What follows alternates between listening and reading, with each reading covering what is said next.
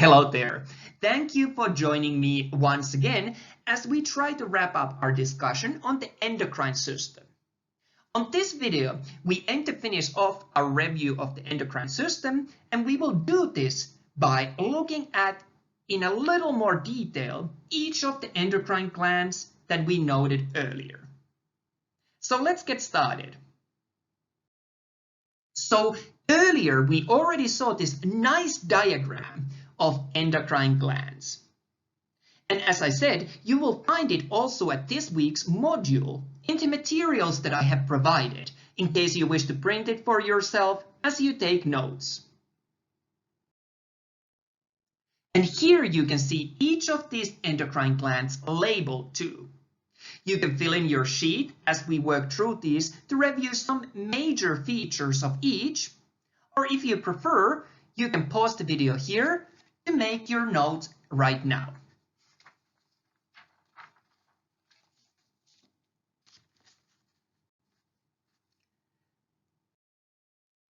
Let's start with hypothalamus and pituitary gland. We will discuss them together as they are so closely interlinked. Hypothalamus and pituitary gland are connected by a structure that is called infundibulum. And hypothalamus secretes many hormones, some of which then act on pituitary gland. Pituitary gland is actually divided in two parts, posterior and anterior pituitary gland. The posterior pituitary gland is under neural and endocrine control from hypothalamus.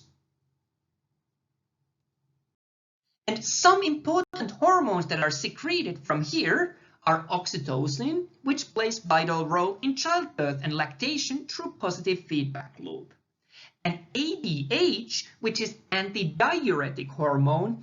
This is the hormone that prevents us from making as much pee as we normally would. It is the secretions from the posterior pituitary gland that mainly in turn control the anterior pituitary gland. And some important hormones secreted from the anterior pituitary gland are growth hormone, thyroid stimulating hormone, hormones that regulate adrenal gland, follicle stimulating hormone and luteinizing hormone, which regulate female menstrual cycle, and prolactin, which regulates lactation. So that's our hypothalamus and pituitary gland in a nutshell. Remember that I have provided a more detailed video of the hypothalamic pituitary axis for your review too. This video that we are now working on is only a quick review. Now, let's move our attention to thyroid gland.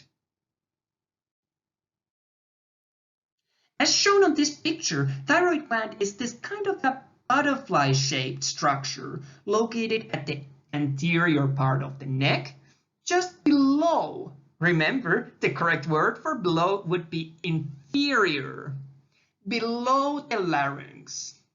Larynx is, of course, our voice box, where the vocal cords are housed at. You can also see the laryngeal prominence, commonly known as Adam's apple here. And here we have a really nice histological sample of thyroid. We can see follicular cells. These produce thyroglobulin. And colloid, which is the fluid within the follicle. It then gets made into thyroid hormone. And one more structure that I want to highlight from here is parafollicular cells. These make calcitonin. The physiology of this is still not very well known, but it has a role with bone strength. And there can be issues if there is too much or too little of it. Another thing that I want to show here is that, as you can see from this picture, the thyroid gland receives a rich blood supply. So you might ask, why is thyroid hormone important? Well, it is all about metabolism. So T3 is converted into T4 and it affects all of the body. For example, BMR, or basal metabolic rate, tissue growth and development, and blood pressure. The production of thyroid hormone is a multi-step process, which you can study in more detail from your textbook. Let's have a look at some of the clinical considerations. Here we see enlarged thyroid. This is Graves' disease. These patients would be characterized by high metabolic rate, sweating, rapid and irregular heart rate, appearing nervous, and having weight loss. Another condition that can result is edema that causes eyes to bulge and be fibrous. So, how do we treat these conditions? We might remove some of the thyroid or destroy active cells by giving radioactive substance.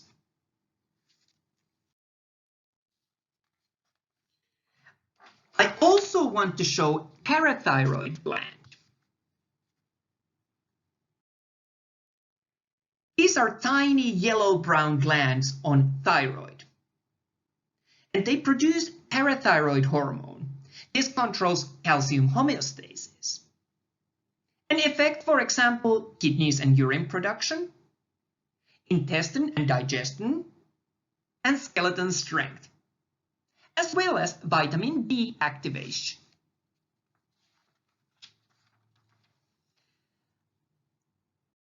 Okay, we are ready to look at adrenal gland.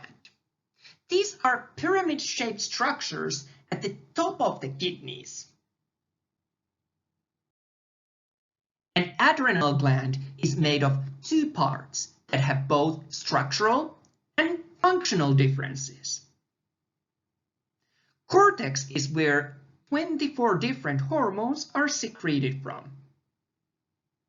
Some of these include mineralocorticoids, which play a role in regulating electrolyte concentrations.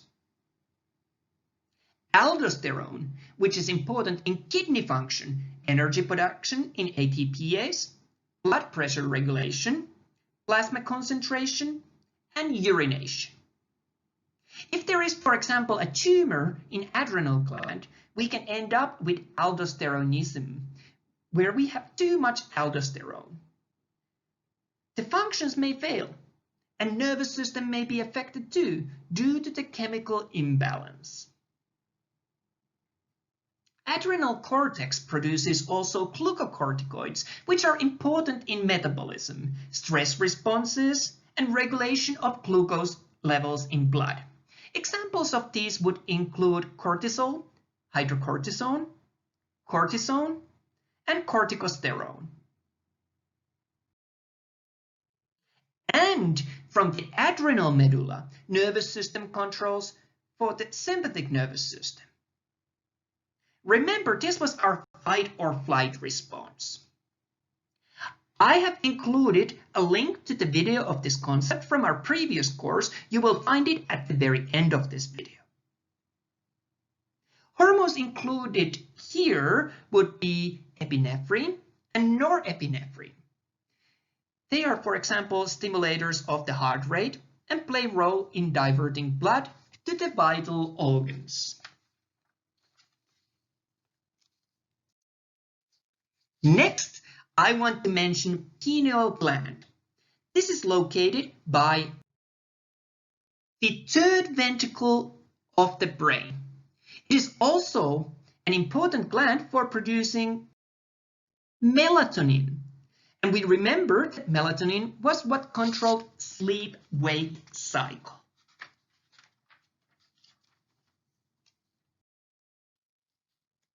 Okay, now let's talk about pancreas. We already mentioned this briefly on one of our earlier videos as an example of a gland that is both endocrine and exocrine. The exocrine role of pancreas is to produce digestive juices. But for our purposes on this chapter, we are especially interested in the endocrine function. And for this, of course, the blood sugar regulation. The cells known as islets of Langerhans are what produce glucagon and insulin. And it is the balance of these that drives the blood sugar regulation. From a clinical perspective, type 1 diabetes is associated with an issue in secretion, while type 2 is more to do with the activity of these secretions. In a clinical work, we would be looking for glucose in urine as an indicator of issues with this.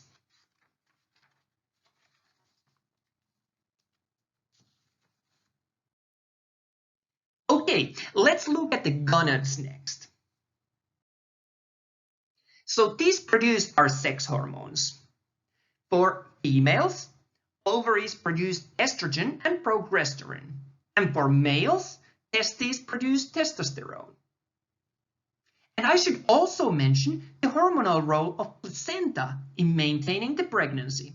We will discuss this in the relevant chapters that focus on all about the fertilization, pregnancy, and delivery.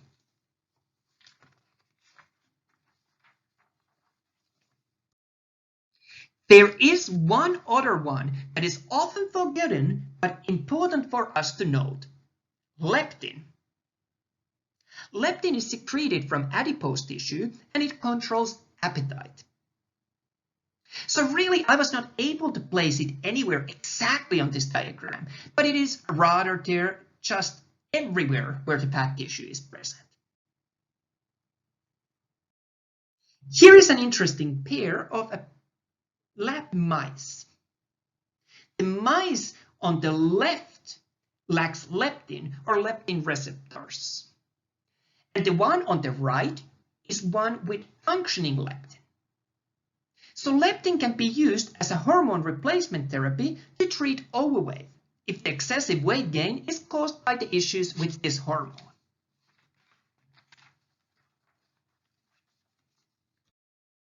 The last one that I want to mention, and we have not yet discussed about, is of course thymus.